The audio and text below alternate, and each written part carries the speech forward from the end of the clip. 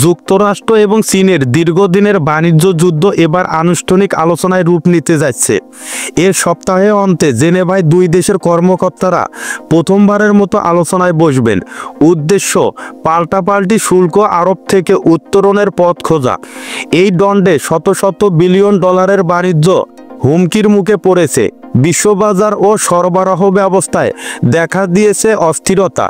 যুক্তরাষ্ট্র চীনা পণ্যের উপর শুল্ক বাড়িয়ে 245% পর্যন্ত করেছে।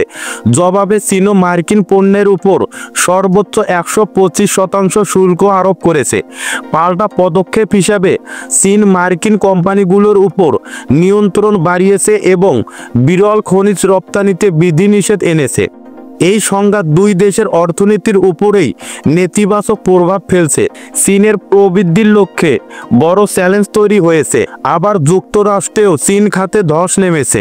বিশেষজ্ঞদের মতে দুই পক্ষই বুঝেছে সম্পূর্ণ বিচ্ছিন্ন থাকা সম্ভব নয়। চীন শুল্ক প্রত্যাহারের দাবি থাকলেও যুক্তরাষ্ট্র বলছে এই বৈঠকের লক্ষ্য উত্তেজনা কমানো, কোনো বড় ধরনের চুক্তি নয়।